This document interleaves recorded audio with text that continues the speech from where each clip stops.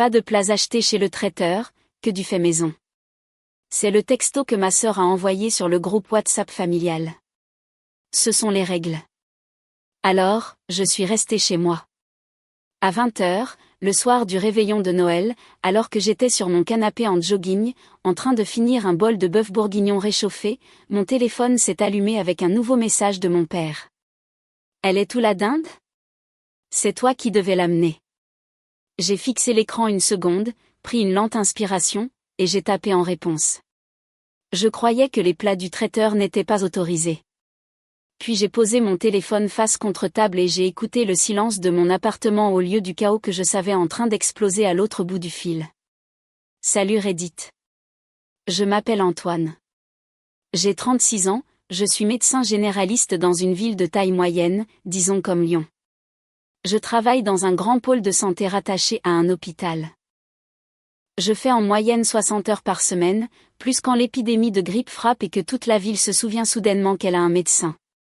Je suis l'aîné, le responsable, et apparemment aussi le mulet désigné pour la dinde de Noël. Du moins, selon ma sœur.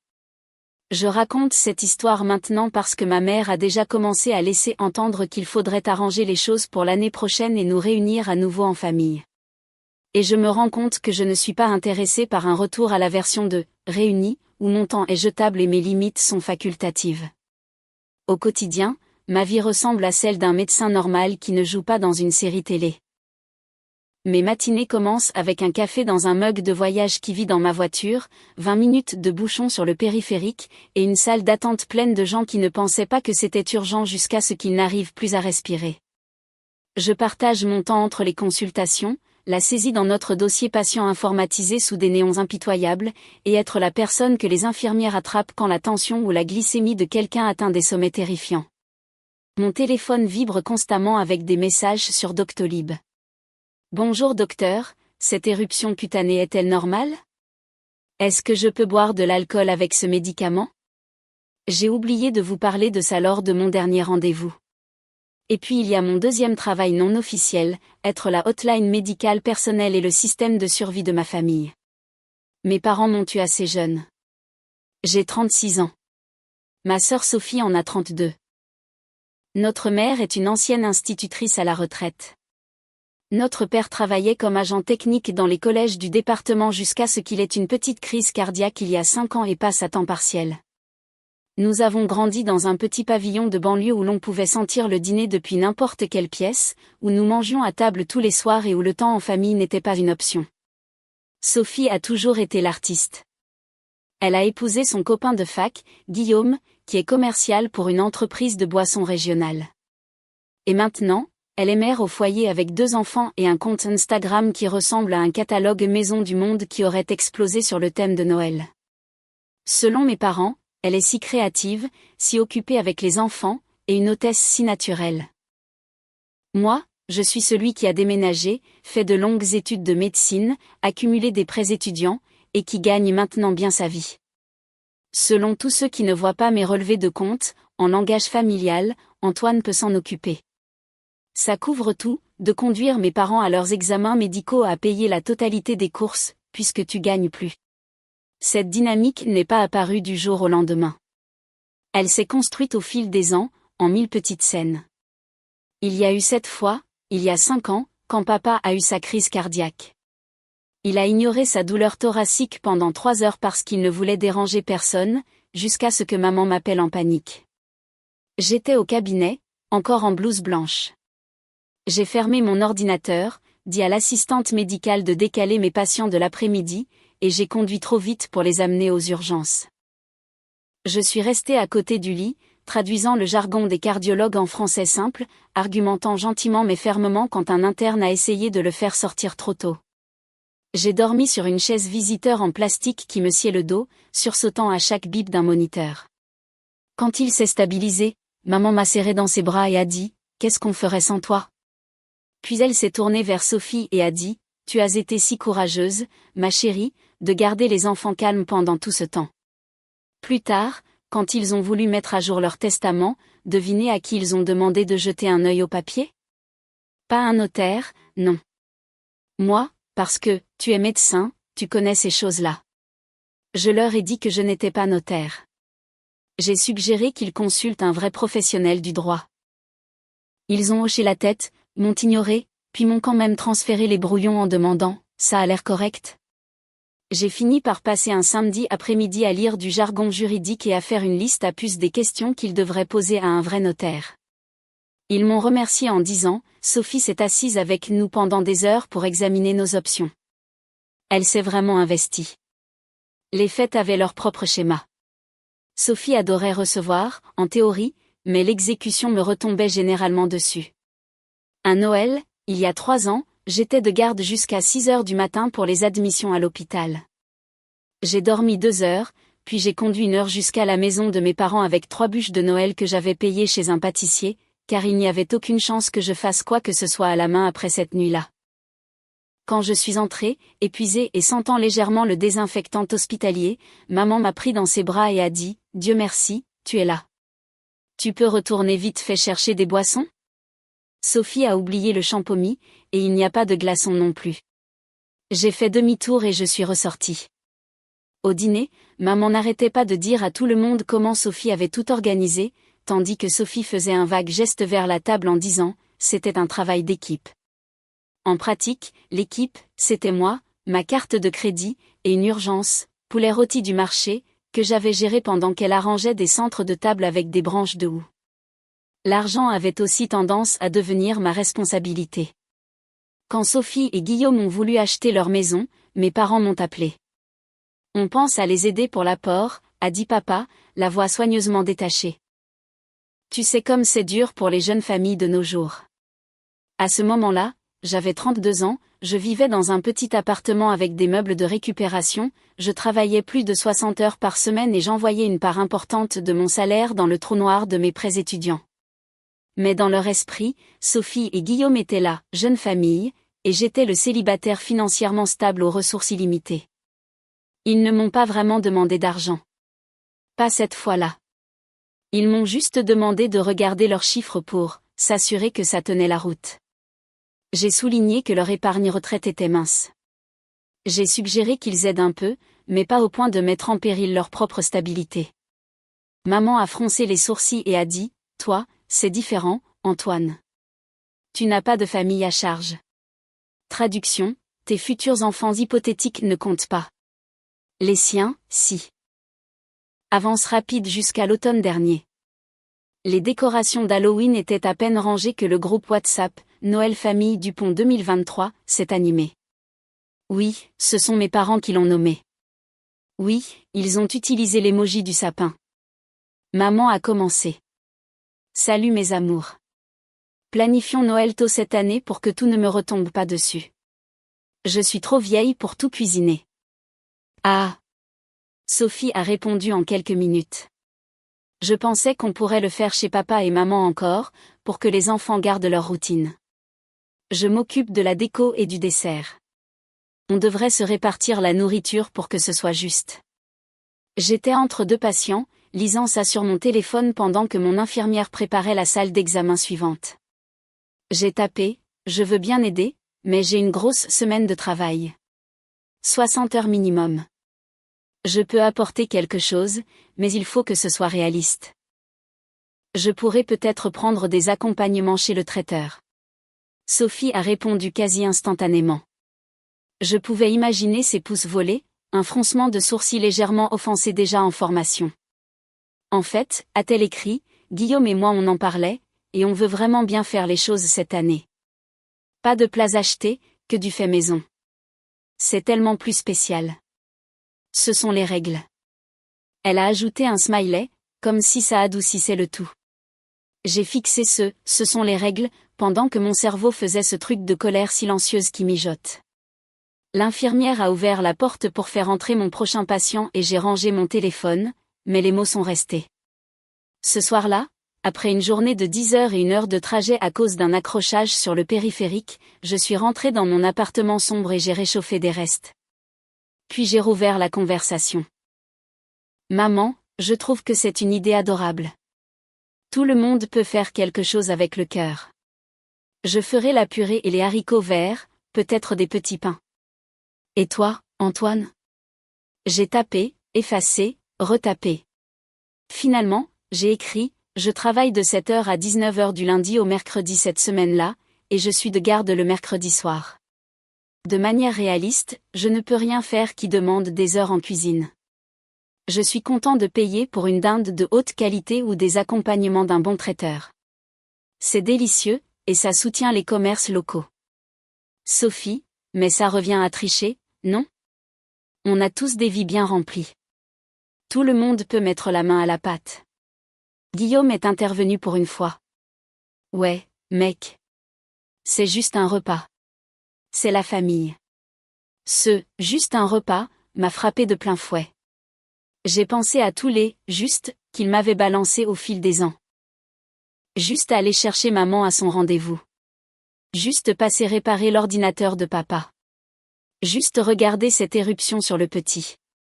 Juste appeler ton ami cardiologue pour voir s'il peut prendre papa en urgence. Juste payer les courses. Juste conduire 3 heures après une nuit de garde pour qu'on puisse tous être ensemble.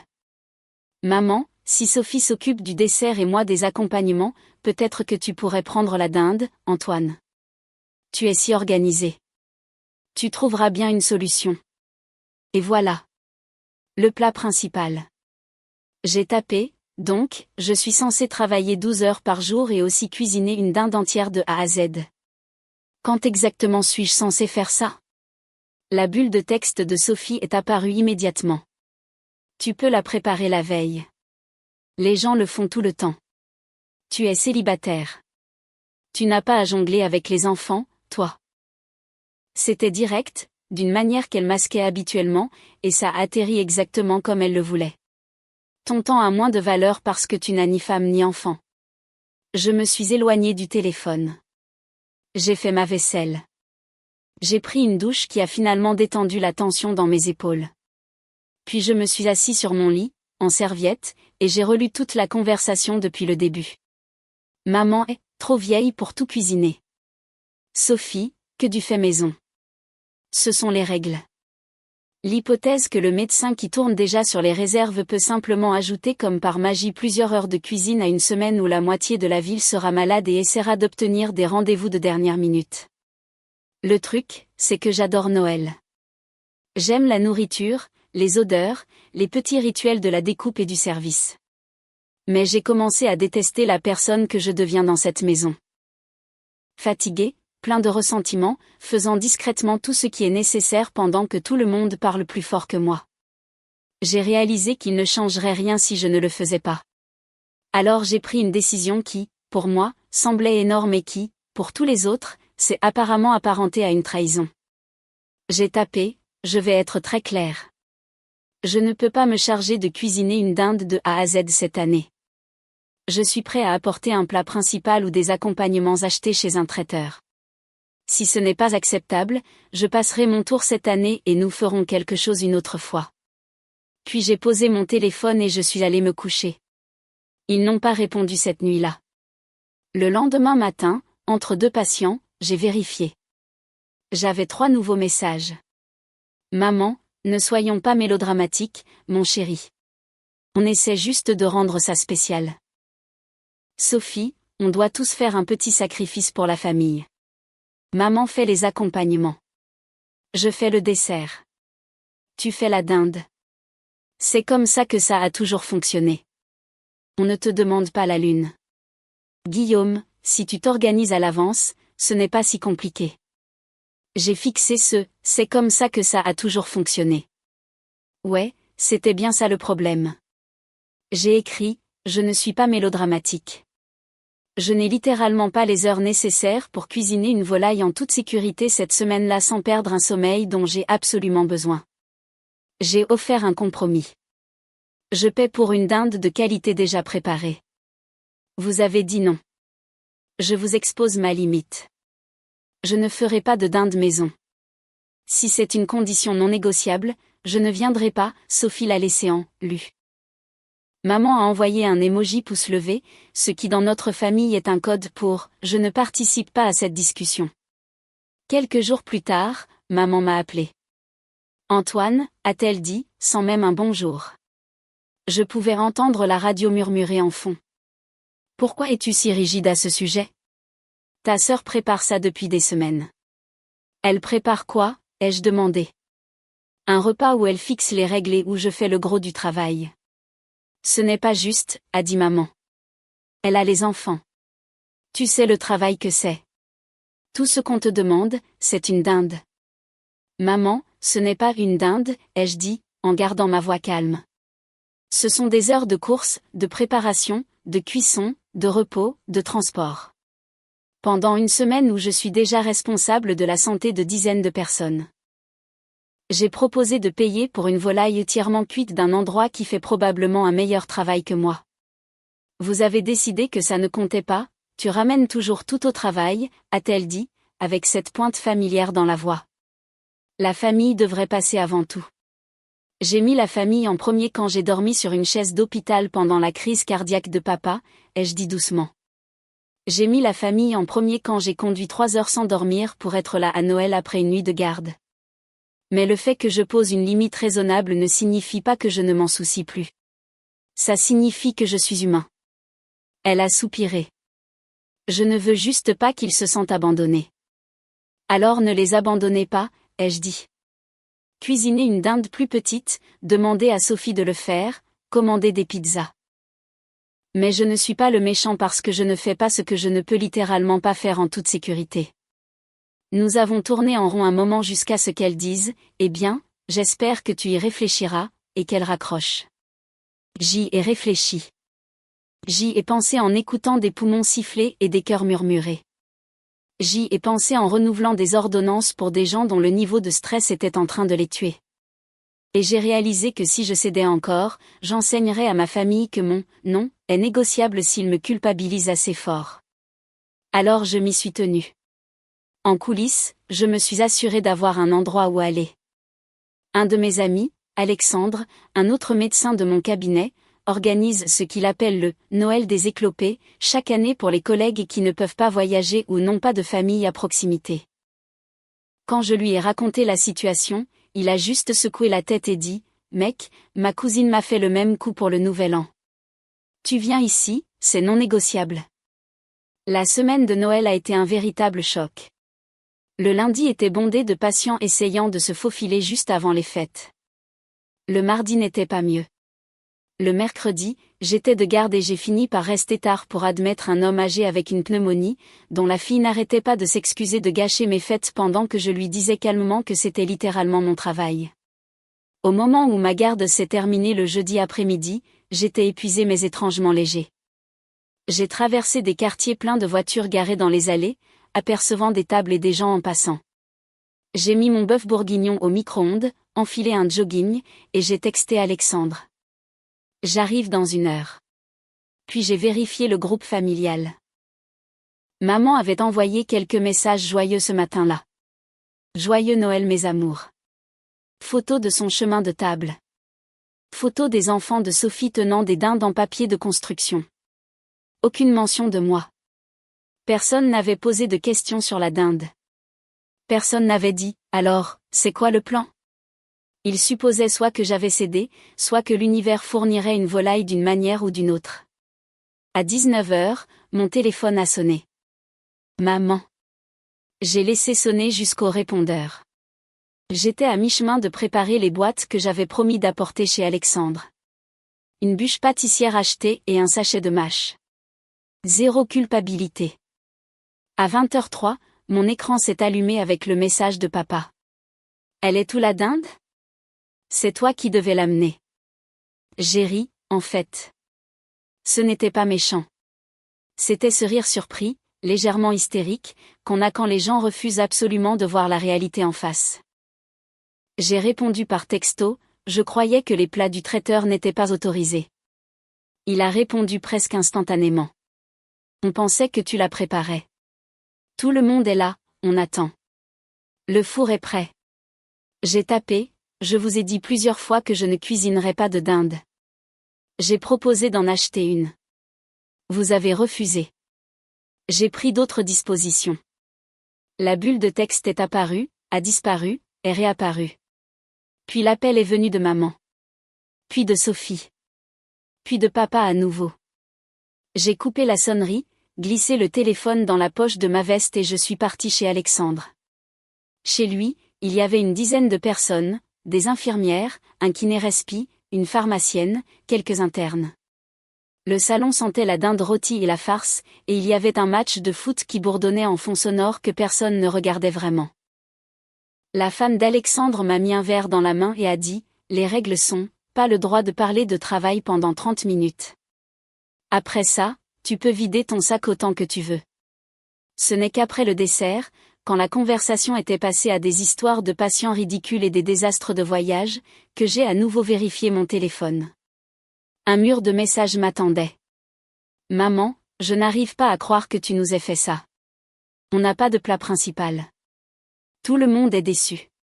Sophie, les enfants pleurent parce qu'il n'y a pas de dinde. Tu es content?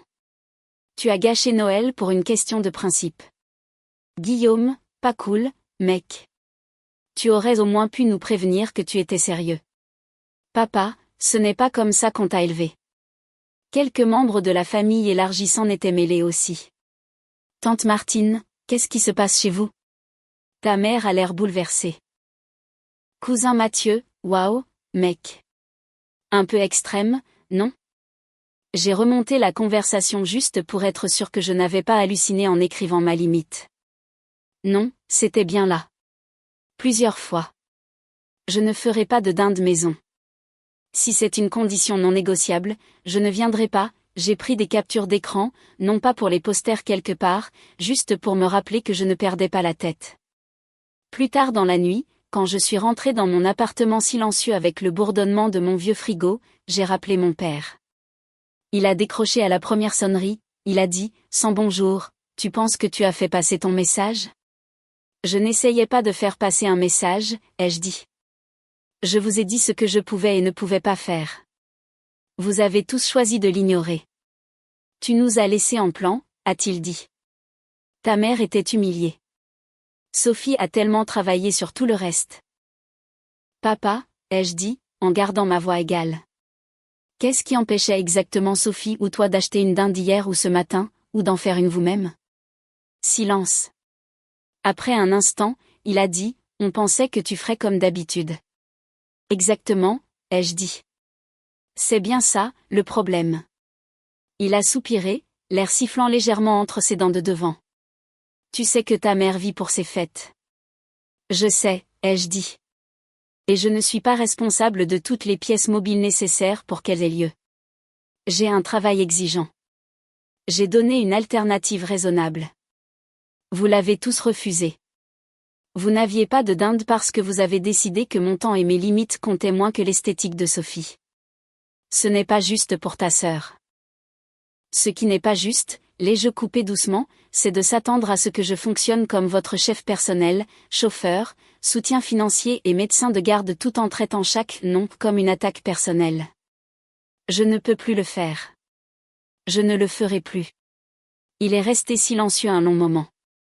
Puis il a dit, ta mère a pleuré. Je suis désolée qu'elle soit contrariée, ai-je dit. Vraiment. Mais ces sentiments n'effacent pas le fait que vous aviez les informations nécessaires et que vous avez choisi de ne pas agir en conséquence. C'est de votre faute. Il n'a pas aimé ça.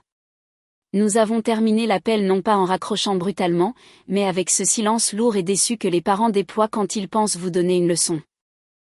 Au cours de la semaine suivante, le récit familial s'est cristallisé en quelque chose comme « Antoine nous a abandonnés à Noël parce qu'il pense que son travail le rend plus important que tout le monde. » Je le sais parce que Sophie a posté un statut Facebook un peu vague sur « Certaines personnes qui se soucient plus de leur carrière que de créer des souvenirs avec leurs neveux et nièces », et maman a commenté avec un emoji triste. Ce à quoi il ne s'attendait pas, c'est que l'histoire fuite par la bande. Tante Martine m'a appelé. Bon, raconte-moi ta version, a-t-elle dit, sans chichi. Ta mère court partout comme si tu avais mis le feu à la maison. Je lui ai lu toute la conversation. Je lui ai transféré les captures d'écran, avec la permission implicite de mes parents de partager au sein de la famille, puisqu'ils l'avaient déjà raconté à la moitié d'entre eux. Elle a fait, tout du long. Oh, a-t-elle dit finalement. Oh. Oh, non. Ouais, ce n'est pas terrible. Quelle partie, ai-je demandé. La partie où ils agissent comme si tu ne les avais pas prévenus, a-t-elle dit. Tu as été très clair. Et le coup de ta sœur avec ce sont les règles. Elle a claqué la langue. Elle veut jouer à l'hôtesse mais sans faire le gros du travail. Ça, ce n'est pas recevoir, c'est diriger. Je ne lui ai pas demandé d'intervenir, mais les nouvelles vont vite dans ma famille. Soudain, mon cousin Mathieu m'a texté. Ok, après avoir vu les preuves, je retire mon commentaire sur Extrême. C'était un beau bazar. La planification de Noël suivant est arrivée, comme chaque année. Normalement, début décembre, le groupe WhatsApp aurait été plein de logistique. Cette fois, c'était le silence. Finalement, maman a envoyé « Nous ferons un Noël simple à la maison cette année. Tous ceux qui le souhaitent sont les bienvenus. Dites-nous si vous pouvez venir. » Pas de tâches assignées, pas de règles élaborées, pas de « tout le monde met la main à la pâte », passif-agressif. J'ai attendu un jour, puis j'ai répondu « Je travaille le 24 au soir et une partie du 25. Je suis disponible pour une courte visite dans l'après-midi du 26.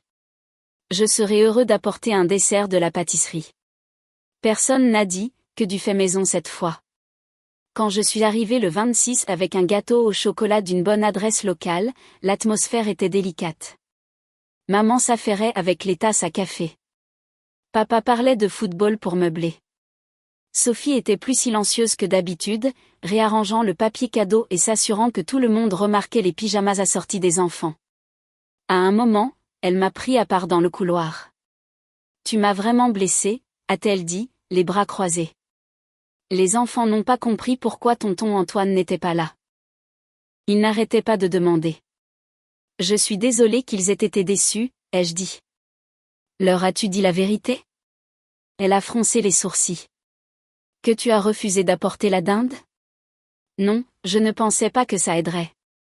J'ai refusé de faire une quantité de travail dangereuse en plus de mon boulot, ai-je dit. J'ai proposé de payer pour une dinde. Tu as dit non. C'est ça, la vérité. Elle a levé les yeux au ciel. Tu es toujours Citerax en Grafter. Je suis médecin, ai-je dit. Le Terax en Grafter maintient les gens en vie. Elle a soufflé. Tu aurais pu juste faire plus d'efforts. Je donne déjà beaucoup de moi-même, ai-je dit. Je ne vais pas m'immoler par le feu pour maintenir la chaleur de Noël. Si recevoir compte autant pour toi, alors tu dois vraiment recevoir. Ça inclut de cuisiner ou d'ajuster tes attentes. Pendant une seconde, j'ai cru qu'elle allait crier. Au lieu de ça, elle a juste secoué la tête et dit « Tu as changé ». Comme si c'était la pire chose qu'elle pouvait imaginer. Oui, ai-je dit. Il le fallait bien. Au cours des mois suivants, la température s'est stabilisée à quelque chose comme un contact limité. Je répondais toujours aux appels concernant des problèmes médicaux sérieux, les questions de papa sur ses médicaments, l'inquiétude de maman pour un grain de beauté, mais j'ai arrêté de répondre à chaque texto rapide sur des douleurs mineures. J'ai commencé à dire, c'est quelque chose que vous devriez demander à votre propre médecin lors de votre prochain rendez-vous. Quand ils m'ont demandé de jeter un œil au nouveau budget de Sophie parce qu'ils pensaient l'aider à acheter un monospace plus grand, je leur ai dit qu'ils devraient parler à un conseiller financier. Quand maman a essayé de m'embarquer dans l'organisation d'un grand brunch de Pâques, j'ai dit, je peux passer pendant 2 heures et j'apporterai le café. C'est tout. Au travail, ma vie était toujours trépidante, mais un poids subtil avait été enlevé de mes épaules. Je ne casais plus des virées chez Costco et des plats d'accompagnement élaborés dans mon emploi du temps déjà surchargé. J'utilisais certains de mes jours de congé pour me reposer vraiment ou voir des amis au lieu de jouer au chef de projet familial. Pour le Noël le plus récent, maman a envoyé un message. On fait simple cette année. Une petite dinde, juste nous. Tu es le bienvenu si tu es libre. J'ai regardé mon planning. J'étais de garde le 24, de repos le 25. J'ai écrit, je passerai à nouveau chez Alexandre pour voir quelques collègues. Je passerai peut-être dans la soirée si c'est calme. Elle a répondu, ça nous ferait plaisir. Aucune mention de règles, aucune tâche à signer. Quand je suis passée pendant 1 heure, il y avait une dinde sur la table. Elle était un peu sèche, la sauce un peu grumeleuse. Sophie a admis qu'elle avait regardé une vidéo YouTube la veille et qu'elle s'était embrouillée sur le moment de la sortir du four. C'est très bien, a dit maman, en mettant plus dans les assiettes de tout le monde. On est juste content d'être ensemble. Personne n'a évoqué l'année dernière. Pas directement, mais quand maman a essayé de me faire repartir avec la moitié des restes, puisque tu es tout seul, j'ai souri et j'ai dit, juste 1 ou 2 boîtes, s'il te plaît, et je suis complet en termes de mission pour le reste de l'année. Papa a reniflé et secoué la tête, mais il y avait un minuscule sourire réticent. Le fait est que je n'ai pas saboté Noël. Je n'ai pas comploté ni manigancé. Je n'ai piégé personne. J'ai exposé ce que je pouvais faire de manière réaliste, offert un compromis, et maintenu ma limite quand ils l'ont refusé. Ils ont décidé que l'esthétique et les règles comptaient plus que la réalité, et la conséquence naturelle a été un espace vide là où une dinde aurait dû se trouver. Ma vie est maintenant plus calme d'une manière qui ne semble pas spectaculaire de l'extérieur. Je travaille toujours de longues heures sous des néons. J'écoute toujours des battements de cœur, je rassure les gens et je signe mon nom sur bien trop de formulaires. Mais mon temps libre est à moi. Je le passe à cuisiner des repas simples pour moi-même, à retrouver des amis pour un café, à faire occasionnellement la grasse matinée sans que mon téléphone ne vibre avec un « tu peux juste » de ma famille. Je vois toujours mes parents. J'envoie toujours des cadeaux d'anniversaire à mes neveux et nièces. Je texte parfois Sophie à propos de sujets neutres, les projets scolaires des enfants, un mème drôle. Mais je ne me porte plus volontaire comme tribu chaque fois que quelqu'un dit « il nous faut » en me regardant. S'il y a une leçon à en tirer, ce n'est pas qu'il faut faire exploser les fêtes pour prouver quelque chose. C'est que lorsque vous arrêtez calmement de combler tous les vides que les autres créent, ils ressentiront cette absence comme une urgence. Ils diront que vous avez changé, alors qu'en réalité, vous avez juste pris du recul et les avez laissés assumer leurs propres choix. Je n'ai détruit les traditions de personne. J'ai juste arrêté de subventionner leur refus de s'organiser. Et quand le plat principal n'est pas apparu, l'univers a simplement fait le calcul.